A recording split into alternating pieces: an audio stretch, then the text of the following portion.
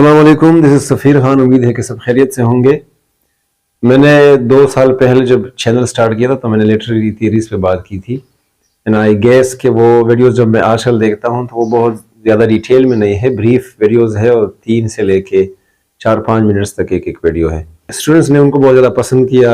सो अभी जो है वो एक नया सीरीज शुरू करेंगे जिसमें हम ये दोबारा से ये चीज़ों को रिपीट करेंगे। हमारा आज का टॉपिक है लिटरेरी थीरीज, और इसको समझाने के लिए मैं आज सिर्फ आप लोगों को इंट्रो दूंगा कि हमारे पास थ्योरी क्या है या फिर लिटरेरी थीरीज किसे कहते हैं। तो हम स्पेसिफिकली आज इस चीज पे बात करते हैं कि असल में थ्योरी क्या है। थ्योरी को हम 2 में डिवाइड करते हैं। आप लोग मैट्रिक तक FFSC के लेवल तक आप लोग साइंटिफिक थ्योरीज भी पढ़ते हैं, और अलोंग विद दैट फिर BS इंग्लिश में MA वगैरह में आप लोग लिटरेरी थ्योरीज भी पढ़ते हैं। हमने थ्योरी को 2 में डिवाइड किया। साइंटिफिक का मतलब है कि आपने कोई हाइपोथेसिस की, आपने फिर डिडक्शन की जनाब, फिर आपने कोई एक्सपेरिमेंट की, फिर आपने कोई थ्योरी पेश की, उसके बाद वो थ्योरी जो है वो लॉ बन गई। साइंस में आप आइडिया बना लेते हैं, और इसको अगर आर्ट के रूप से देखा जाए तो उसको हम फिलॉसफी कहते हैं, क्योंकि आर्ट जो है या आर्ट्स जो है उसमें आप थ्योरी वगैरह पेश नहीं करते, उसमें आप कोई फलसफा पेश करते हैं और फिर उस पे लोग अंधा यकीन कर लेते हैं या उसके सेंसेस उसे मान लेते हैं, उसको वाइब्स आ जाते हैं कि इसको एक्सेप्ट करना चाहिए या नहीं।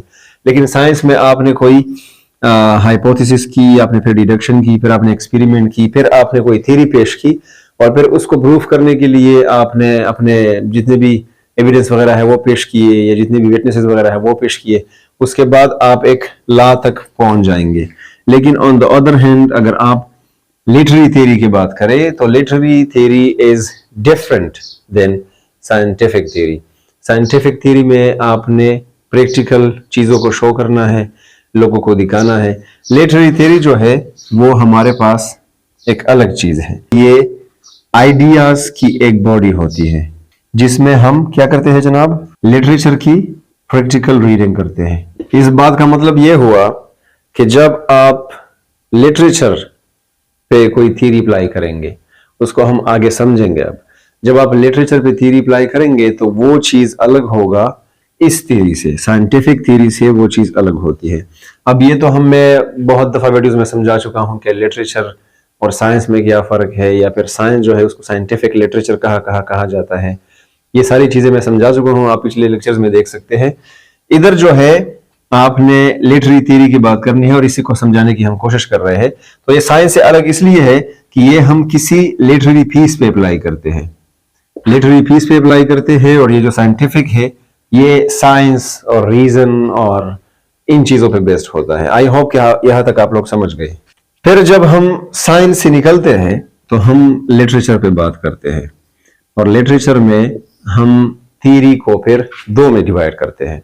वो जो लिटरेरी थ्योरी थी वो इधर भी है, लेकिन उसको थोड़ा हम डिटेल से पढ़ते हैं।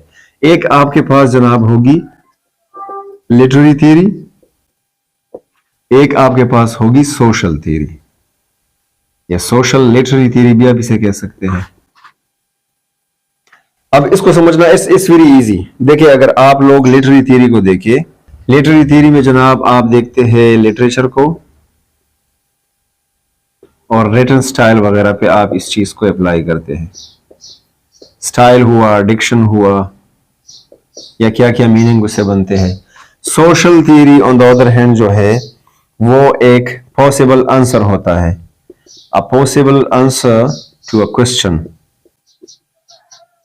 About social world. आपके पास एक होगी लिटरेरी थ्योरी जिसमें आप लिटरेचर पे बात करेंगे। एक आप लिटरेरी थ्योरी का मतलब ये है कि आपके पास कोई पेज है, शॉर्ट स्टोरी है, नॉवल वगैरह है, तो उस पे आपने ये लिटरेरी थ्योरी अप्लाई करनी है कि आपने इसका स्टाइल कैसे लिखा है, इसका राइमिंग स्कीम क्या है, क्रिटिकली एनालाइज करते हैं इन चीजों से। सोशल थ्योरी में आप राइटर की मेंटेलिटी वगैरह को देखते हैं कि वो क्या लिख चुका है, क्यों लिख चुका है, क्या ये फेमिनिज्म पे बेस्ड है, टॉक्सिक फेमिनिज्म है, मॉडर्न फेमिनिज्म है, लिबरलिज्म है, मार्क्सिज्म है, कम्युनिज्म है। या इस्लामोफोबिया है इसमें। जिस भी एंगल से आप किसी चीज को बाहर माशरे के लिहाज से देखते हैं उसको हम सोशल थ्योरी कहते हैं लिटरेचर के अंदर, या सोशल लिटरेरी थ्योरी उसे कहा जाता है। थ्योरीज में हमारे पास होते हैं जनाब अप्रोचेस। अप्रोचेस का मतलब है यही थ्योरी। अप्रोचेस का मतलब यह है कि किन किन थ्योरी से, किन किन पॉइंट से हम लिटरेचर के किसी पीस पे कोई लिटरेरी थ्योरी अप्लाई कर सकते हैं, वो लिटरेरी हो या फिर वो सोशल थ्योरी हो। तो सबसे पहला जो अप्रोच है वो हमारे पास टेक्स्ट के साथ रिलेट करता है, जिसको हम टेक्स्ट ओरिएंटेड कहते हैं। दूसरा जो है उसको हम ऑथर ओरिएंटेड कहते हैं, जो राइटर के साथ कनेक्टेड है। तीसरा जो है उसको हम रीडर ओरिएंटेड अप्रोचेस कहते हैं। और द लास्ट वन जो है उसको हम कंटेक्स्ट ओरिएंटेड अप्रोच कहते हैं। ये हमारे पास 4 अप्रोचेस है। सबसे पहला जो टेक्स्ट ओरिएंटेड अप्रोच है वो आप फोकस करते हैं टेक्स्ट पे। फोकस होता है इसका टेक्स्ट पे कि इसमें क्या क्या चीजें लिखी गई है। आप बाहर की जो आउटसाइड है उसको आप इग्नोर करते हैं।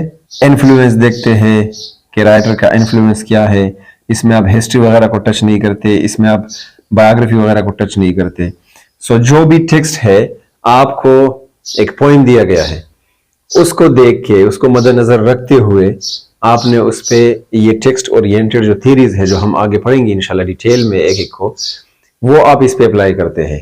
वर्ड्स जो है कौन कौन से इस्तेमाल हुए हैं, कौन कौन से वर्ड्स लिखे गए हैं, किस किस फॉर्म में है ये वर्ड, ये लैंग्वेज, ये सेंटेंस, ये फ्रेज, ये लाइन कहाँ से लिया गया है, ये हिस्ट्री के साथ रिलेट करता है। इन चीजों को हम जब देखते हैं तो वो स्पेसिफिक हम टेक्स्ट पे बात करते हैं।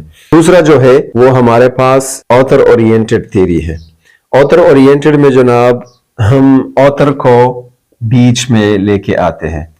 ऑथर की बायोग्राफी क्या है, आप लोग नॉवेल्स या पोइट्री वगैरह देखते हैं, पोएम्स वगैरह, शॉर्ट स्टोरीज, उसमें कभी कभार हम कहते हैं कि इसमें बायोग्राफिकल टच है। वैसे तो एक बात मैं आप लोगों को बता दूं कि जो भी राइटर जो भी कुछ लिखता है उसका स्टाइल आप लोग पहचानेंगे, क्योंकि it's a natural thing. Style जो होता है लिखने का वो एक नेचुरल चीज होता है। ग्रामेटिकली सब ठीक होगा, सबके सेम होंगे, लेकिन उसमें वर्ड्स का इस्तेमाल, उसमें फ्रेजेस का ज्यादातर इस्तेमाल, अगर आप कीट्स को देखें तो उन्होंने बहुत सारे फ्रेजेस को बार बार इस्तेमाल किया है। विलियम वर्ड्सवर्थ को आप देखें, आप लोगों को पता चल जाएगा कि ये इजी वर्डिंग है तो विलियम वर्ड्सवर्थ का है, वो अलग है।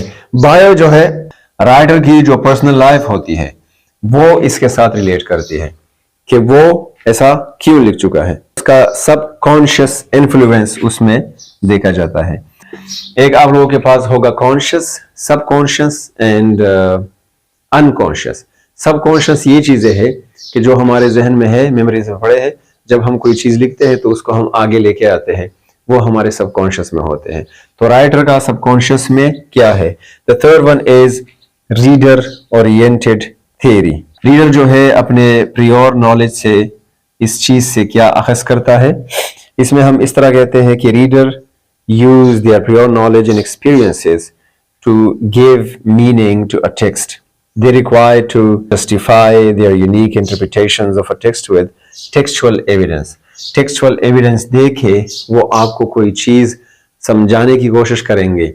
मैंने कोई पोएम लिखी और वो इस्लाम के साथ, मेरे अपने कौम पठानों के साथ रिलेट करता है, तो 100 साल, 50 साल, 10 साल बाद या जब भी कोई इसे पढ़ता है तो वो अपने एंगल से उसे देखता है। The last one is context oriented approaches. हम हिस्टोरिकल बैकग्राउंड को देखते हैं, हम पॉलिटिकल बैकग्राउंड को देखते हैं, हम सोशल बैकग्राउंड को देखते हैं कि इस ड्रामा में, इस फिक्शन में, नॉवल, ड्रामा, पोएम वगैरह में या शॉर्ट स्टोरी में किस किस चीज को टच दिया गया है। जब मैं सोशल थ्योरी की बात कर रहा था तो सोशल थ्योरी में आपके पास कंटेक्स्ट ओरिएंटेड चीजें रिलेट करती है। मैंने अप्रोचेस की बात की, मैंने पहले कहा कि थ्योरी को, लिटरेरी थ्योरी को हम 2 में डिवाइड करते हैं, लिटरेरी और सोशल थ्योरी। सही है, लिटरेचर में। फिर ये जो कंटेक्स्ट ओरिएंटेड अप्रोचेस है ये आपके पास सोशल थ्योरी है, बाकी जो 3 है वो आपके पास लिटरेरी थ्योरी कहलाएंगे। सो आप इस तरह इस चीजों को समझेंगे कि लिटरेचर में या तो हम सोशियोलॉजिकली सोसाइटल चीजों को किसी लिटरेरी पीस में देखते हैं, वो आप इसमें देखेंगे। ये अप्रोचेज है, हम आगे पढ़ेंगे तो आप इसके साथ इसको रिलेट करेंगे कि ये फेमिनिज्म है, मार्क्सिज्म है, या जो भी चीज है वो आप कंटेक्स्ट ओरिएंटेड में देखते हैं। बाकी जो रीडर है वो आप रीडर है और आप ही बताएंगे कि ऐसा है ऐसा नहीं है। बाकी ऑथर है वो आप राइटर को उस चीज के साथ रिलेट करते हैं। In the first one was text oriented. So I hope आप लोगों को क्लियर हो गया होगा कि हम थियरी को किस तरह पढ़ेंगे और इसमें कौन कौन से फिर छोटी छोटी थियरीज होते हैं जिसको हम डिटेल से समझेंगे इंशाल्लाह। अगली वीडियो तक अपना बहुत सारा ख्याल रखें। Thank you very much.